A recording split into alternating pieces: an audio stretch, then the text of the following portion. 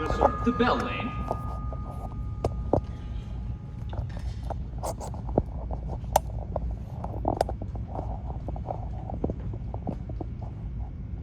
Lane's views on marriage seem somewhat lax. Really, if the lower orders don't set us a good example, what on earth is the use of them? They seem as a class to have absolutely no sense of moral responsibility.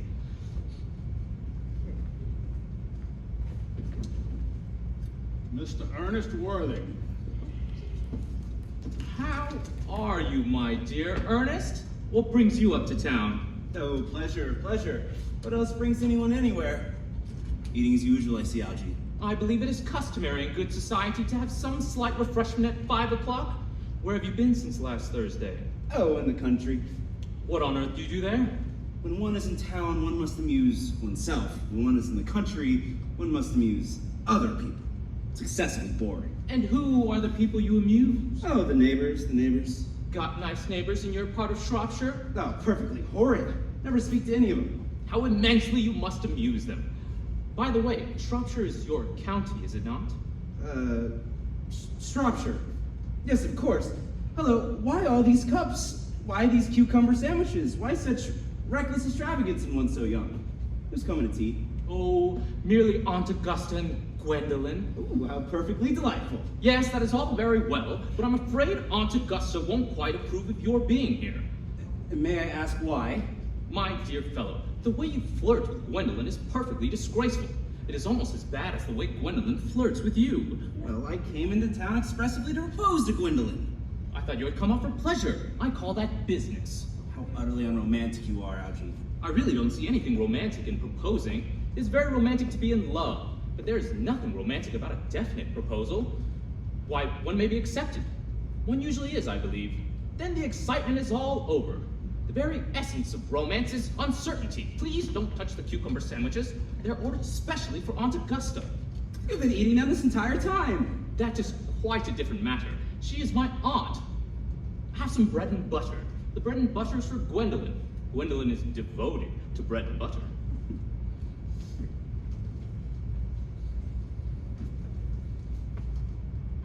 Very good, the bread and butter is too.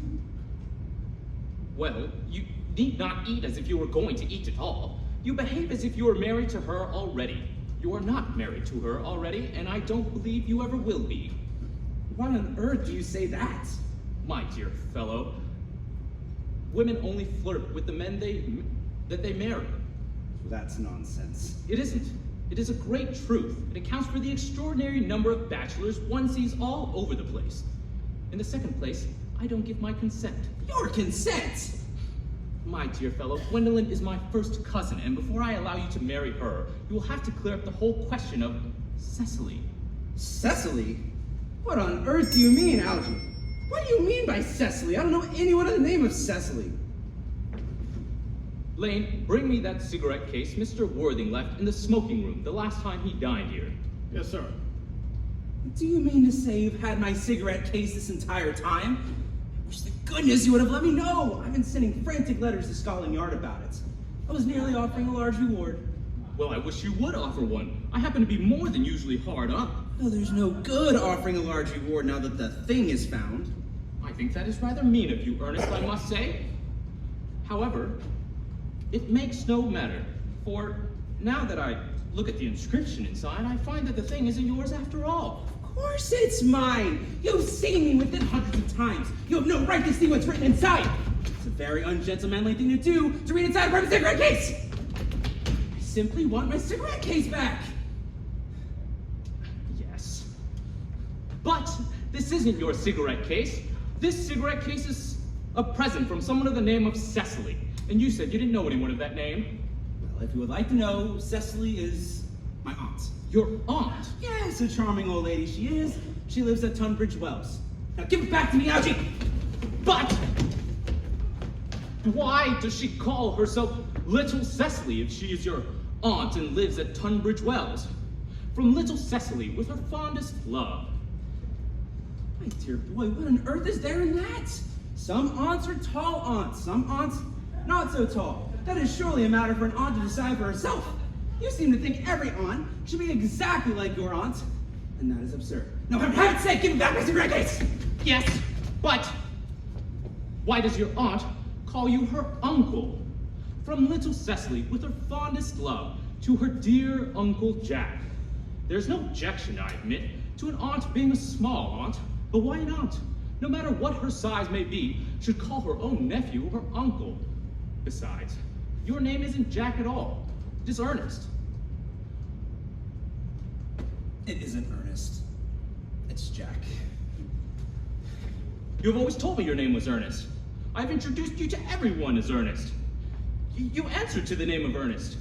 You're the most earnest-looking person I ever saw in my life. It's perfectly absurd you're saying your name isn't Ernest. It's on your cards. Here's one of them. Mr. Ernest Worthing, B4, the Albany. I shall keep this as a proof your name is Ernest if ever you attempt to deny it to me, or to Gwendolyn, or to anyone else. Well, my name is Ernest in town, and Jack in the country. And that cigarette case was given to me in the country. Yes, but that does not account for the fact that your small Aunt Cecily, who lives at Tunbridge Wells, calls you her dear uncle. My dear Ouch, you talk as if you were a dentist. And it's very vulgar to talk like a dentist when one is not a dentist. Produces a false impression. Well, that is exactly what dentists always do. Now go on, tell me the whole thing. I may mention that I've always suspected you of being a confirmed and secret Bunburyist, and I'm quite sure of it now. A Bunburyist? What on earth is a Bunburyist? I will tell you the meaning of that incomparable expression as soon as you are kind enough to inform me why you are Ernest in town and Jack in the country. I'll produce my cigarette case first. Here it is. Now produce your explanation. Well, the old Mr. Thomas Cardew adopted me when I was a young boy, made me his little guardian to Cecily Cardew, his granddaughter. Cecily, who addresses me as uncle out of motives of respect you cannot truly appreciate, lives at my place in the country, and there is charged by the most admirable governess, Miss Prism. Where is that place in the country, by the way? Oh, that is nothing to you, dear boy, for you'll never be invited. But to speak quite candidly, it's not in Shropshire. I suspected that, my dear fellow. I have Bunburied all over Shropshire on 2 separate occasions. Now go on. Why are you Ernest in town and Jack in the country? My dear boy, when one is put in the position of guardian, one must adopt a high moral tone in all subjects. And it's his duty to do so. A high moral tone can hardly be said to conduce to one's health or happiness. So in order to go into town, I have pretended to have a brother of the name of Earnest, and who lives in the Albany, and there is where he gets into his most dreadful of scrapes. That, my dear Algy, is the truth, pure and simple. The truth is rarely pure and never simple. Modern life would be very tedious if it were either, and modern literature a complete impossibility. That wouldn't at all be a bad thing. Literary criticism is not your forte, my dear fellow. Don't try it. Leave that to the people who haven't been at a university. They do it so well in the daily papers. What you really are is a Bunburyist. I was quite right in saying that you're a Bunburyist. You're one of the most advanced Bunburyists I know. What do you mean, Algy? You have invented a very useful younger brother called Ernest, in order that you may be able to come up to town as often as you like. I have invented an invaluable permanent invalid called Bunbury, in order that I may be able to go down to the country whenever I choose. Bunbury is perfectly invaluable. If it wasn't for Bunbury's extraordinary bad health, for instance, I wouldn't be able to dine with you tonight at the Carlton. I've been really engaged to Aunt Augusta for more than a week. I haven't asked you to dine with me anywhere tonight. I know. You're absurdly careless about sending out invitations. It is very foolish of you. Nothing annoys people so much as not receiving invitations. Well, you much better dine with Aunt Augusta. I haven't the smallest intention of doing anything of the kind. To begin with, I dine there on Monday, and once a week is quite enough to dine with one's own relations. In the second place, whenever I do dine there, I'm always treated as a member of the family, and sent down with either no woman at all, or 2. And in the third place, I know perfectly well whom she will place me next to tonight. She will place me next Mary Farquhar, who always flirts with her own husband across the dinner table. It is not pleasant. Indeed, it is not even decent. And that sort of thing is enormously on the increase. The amount of women in London who flirt with their own husbands, well, it's so bad, perfectly scandalous. It's simply washing one's clean linen in public. Besides, now that I know you to be a confirmed Bunburyist, I naturally want to talk to you about Bunbury. I want to tell you the rules. I am not a Bunburyist at all. if Gwendolyn chooses to accept me, I'm going to kill my brother Ernest. Indeed, I'm going to get rid of him in any case. Cecily is far too interested in him, and it's rather a bore. So I'm going to kill my brother Ernest, and I highly advise you do the same with Mr. Invalid friend with the absurd name. Nothing will induce me to part with Bunbury. And if you ever get married, which seems to me extremely problematic, you will be very glad to know Bunbury. Any man who marries without knowing Bunbury has a very tedious time of it. That's nonsense. If I marry a charming girl like Gwendolyn, the only girl I ever saw in my life I could possibly marry, I wouldn't want to know Bunbury. Then your wife will. You don't seem to realize that in married life 3 is company and 2 is none. Ah, that must be Aunt Augusta. Only relatives or creditors ever ring in that Wagnerian manner. Now, if I get her out of the way for 10 minutes so that you can have an opportunity for proposing to Gwendolyn, may I dine with you tonight at the Carlton?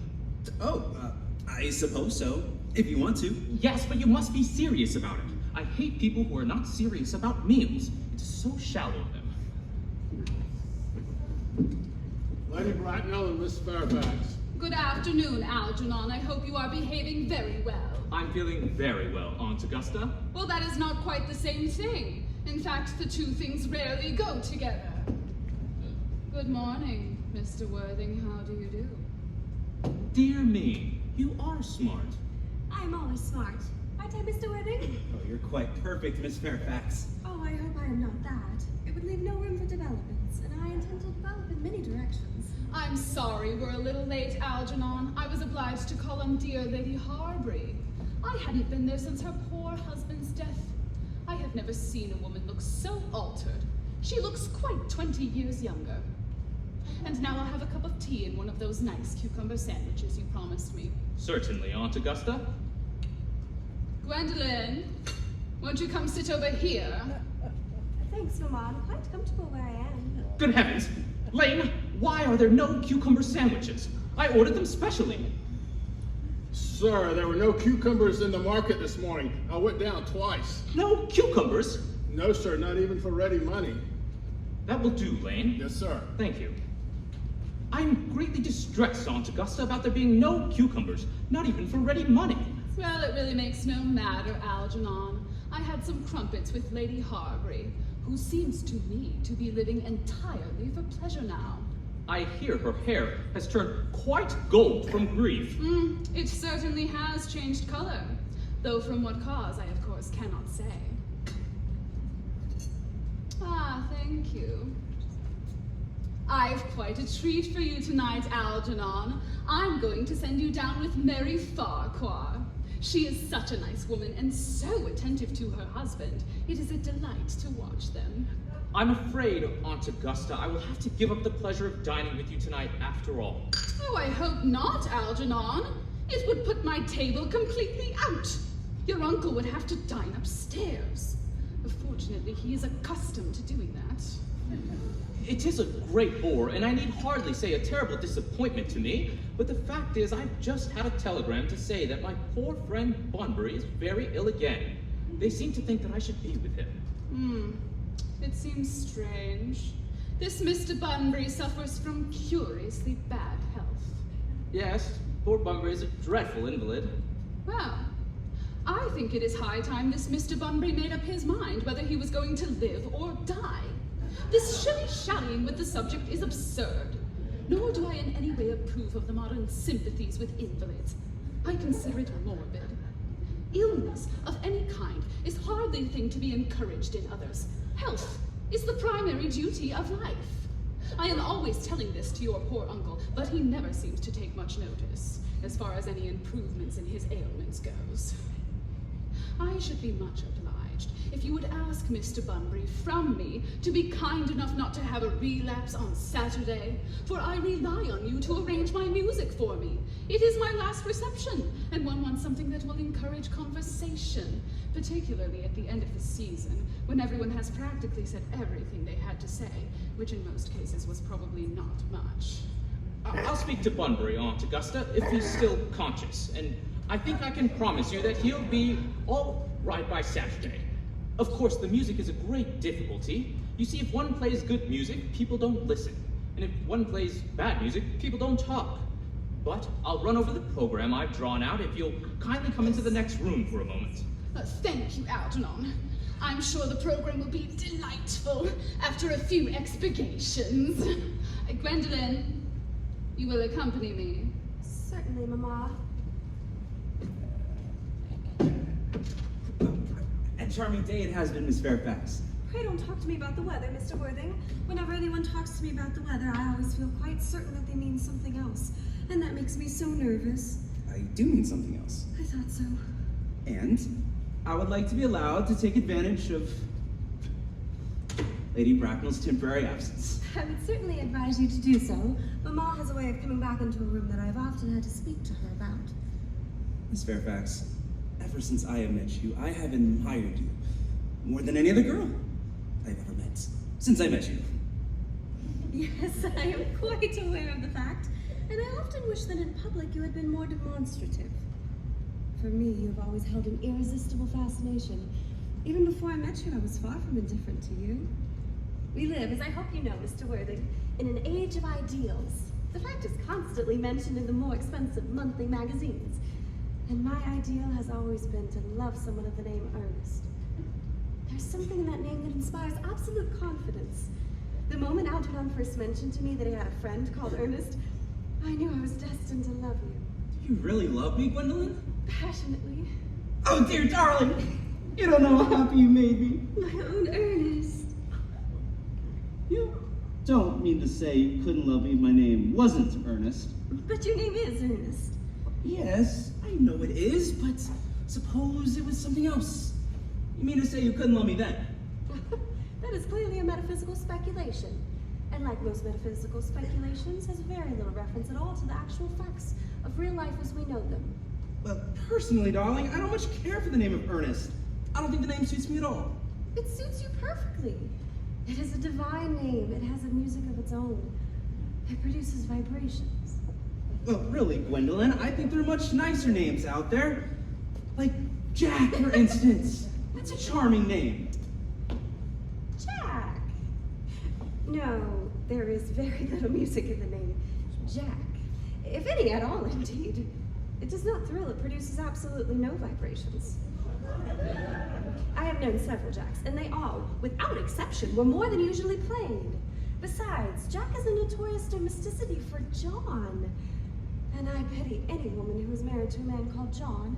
She would probably never be allowed to know the entrancing pleasure of a single moment's solitude. The only really safe name is Earnest. Gwendolyn, I must get christened at once. Gwendolyn, we must get married at once. There's no time to lose. Married, Mr. Worthing? Well, you know that I love you, and you've led me to believe you're not completely indifferent to me. I adore you, but you haven't proposed to me yet. Nothing has been said at all about marriage. The subject hasn't even been touched on. Well, may I propose to you now? I think it would be an admirable opportunity. And to spare you any possible disappointment, I think it only fair to tell you quite frankly beforehand that I am fully determined to accept you. Oh, Gwendolyn. Yes, Mr. Worthing, what have you got to say to me? Well, you know what I have to say to you. Yes, but you don't say it. Gwendolyn, will you marry me? Of course I will, darling. How long you have been about it.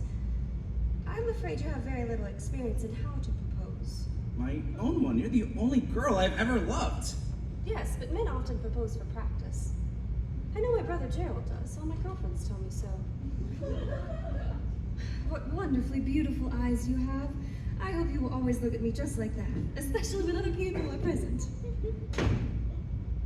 Mr. Worthing, rise from this semi-recumbent posture. It is most indecorous. Mama, I must beg you to retire. This is no place for you. Besides, Mr. Worthing is not quite finished yet. Finished what, may I ask? I'm engaged to Mr. Worthing, Mama. Pardon me. You are not engaged to anyone. When you do become engaged, I or your father, should his health permit him, will inform you of the fact. An engagement is something that should come upon a young girl as a surprise, pleasant or unpleasant as the case may be. It is hardly a matter that she could be allowed to arrange for herself. And now, I have a few questions to put to you, Mr. Worthing. While I am making these inquiries, Gwendolyn, you will wait for me below in the car. Mama! In the car, Gwendolyn.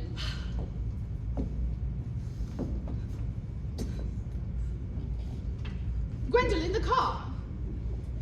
Yes, Ma. You may take a seat, Mr. Worthing. Oh, no thank you, Lady Bracknell. I prefer standing. I feel bound to tell you, you are not down on my list of eligible young men. Though I have the same list as the dear Duchess of Bolton has. We work together, in fact. However, I am quite ready to enter your name, should your answers be what a really affectionate mother requires. Do you smoke? Well, yes, I must admit I do smoke. I am glad to hear it. A man should always have an occupation of some kind. There are far too many idle men in London as it is. How old are you? I am 28. A very good age to be married at. I have always been of the opinion that a man who desires to get married should know either everything or nothing. Which do you know? I know nothing, Lady Bracknell. I am pleased to hear it. I approve of nothing that tampers with natural ignorance. Ignorance is like a delicate, exotic fruit. Touch it, and the bloom is gone. What is your income? Between 20 and 30,000 a year. In land or in investments? Investments, chiefly. That is satisfactory. What between the duties expected of one during one's lifetime and the duties exacted from one after one's death, land has ceased to be either a profit or a pleasure. It gives one position and prevents one from keeping it up. That is all that can be said about land. I have a house in the country with some land attached to it, of course. 1,500 acres, I believe. A country house, how many bedrooms? Oh. Well, that point can be cleared up afterward. You have a townhouse, I hope? A girl with a simple, unspoiled nature like Gwendolyn's could hardly be expected to reside in the country. I own a house at Belgrave Square, but it's let out to the heir to Lady Bloxham. Of course, I can get it back whenever I choose, just 6 months' notice. Lady Bloxham. I don't know her. Oh, she goes about very little, and she is considerably advanced in years. Nowadays, that is no guarantee of respectability of character. What number in Belgrave Square? 149. The unfashionable side. I thought there was something. However, that could be easily altered.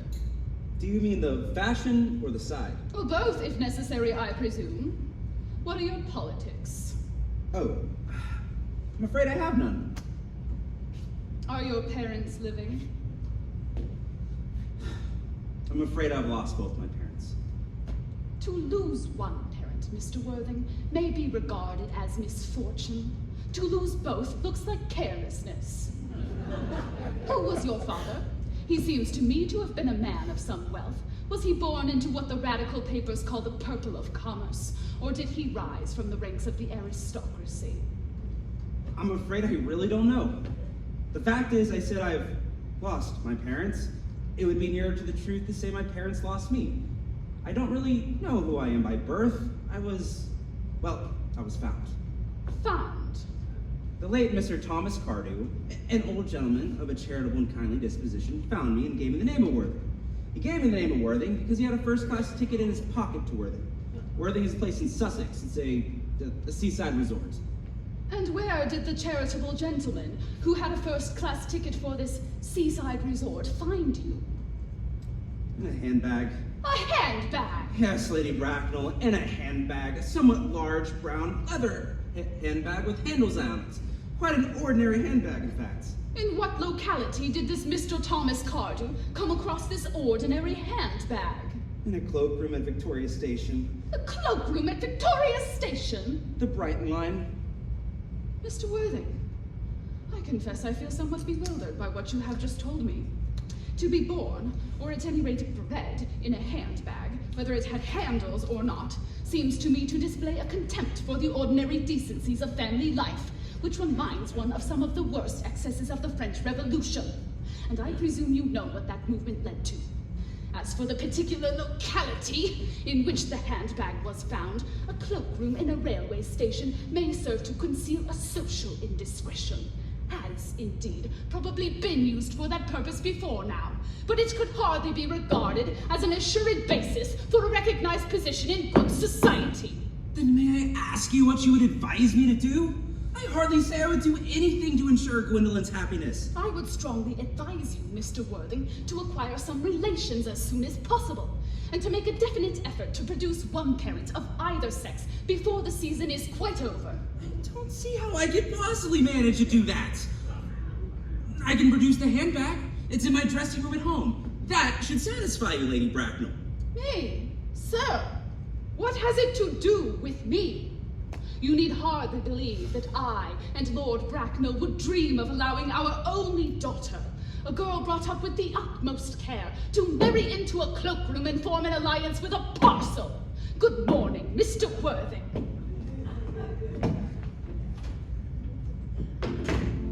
Good morning, Mr. Worthing.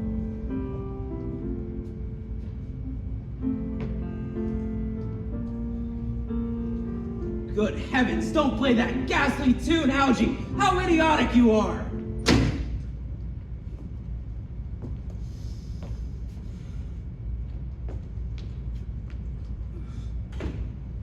Didn't it go off all right, old boy? You don't mean to say that Gwendolyn refused you? Oh, I know it is a way she has. She is always refusing people. I think it is most ill-natured of her. As far as Gwendolyn is concerned, we are engaged. But her mother, perfectly unbearable. Never met such a Gorgon. My dear boy, I love hearing my relations abused. It is the only thing that makes me put up with them at all. Relations are simply a tedious pack of people who haven't the remotest knowledge of how to live, nor the smallest instinct about when to die. That's nonsense.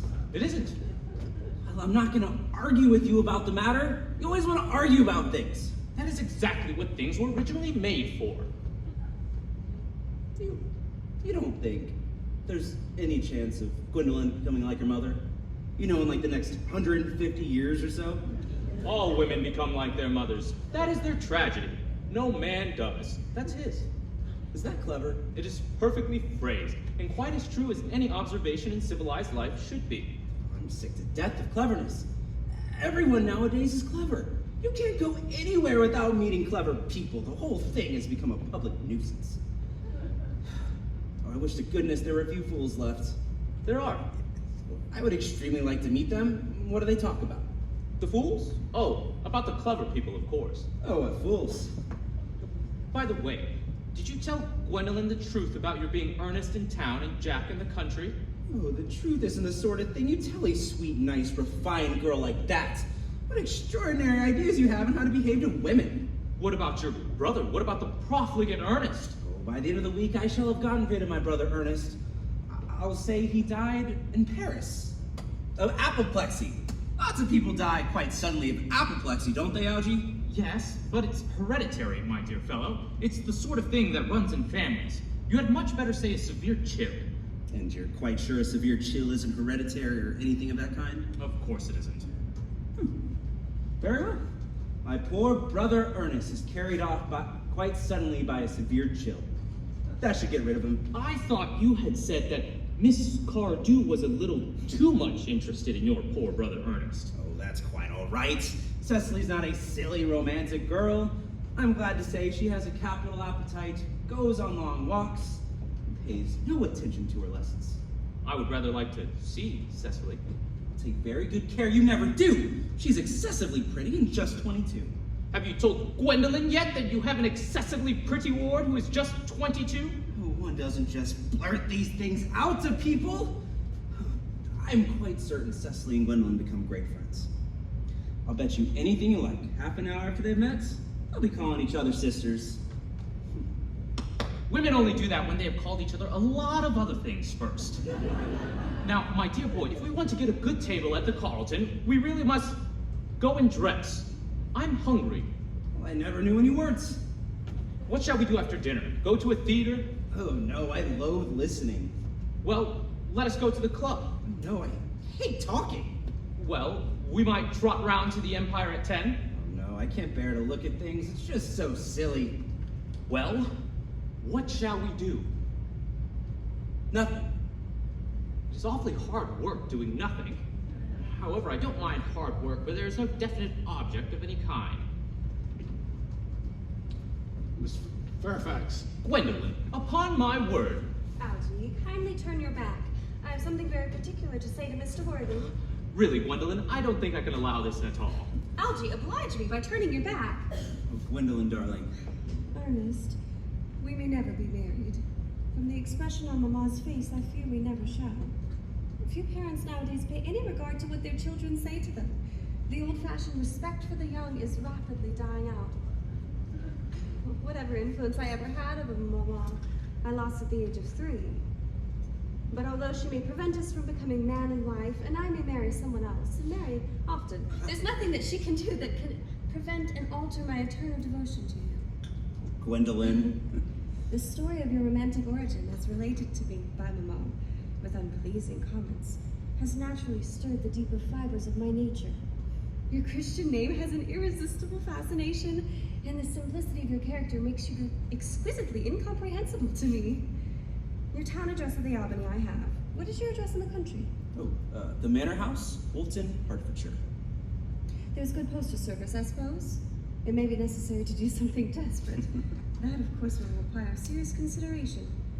I will communicate with you daily. Oh, my own one. How long do you remain in town? Oh, till Monday. Good. Algie, you may turn round now. Thanks. I've turned around already. You may also ring the bell. You let me see you out, Miss Fairfax? Certainly. I will see Miss Fairfax out. Yes, sir.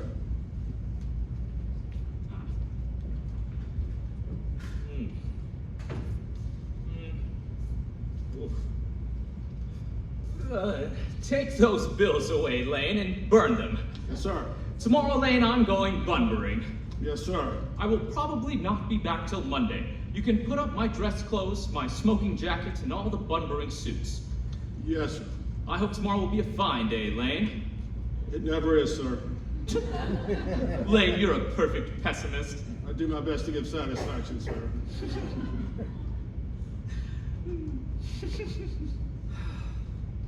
Now there is a sensible, intellectual girl. The only girl I ever saw I could marry. What on earth are you amused at?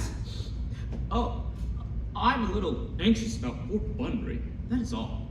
If you don't take good care of your friend Bunbury, he's gonna get into some serious scrapes one day. I love scrapes. They're the only things that are never serious. Oh, that's nonsense. You only speak nonsense. Nobody ever does. Besides, I love nonsense. Ugh.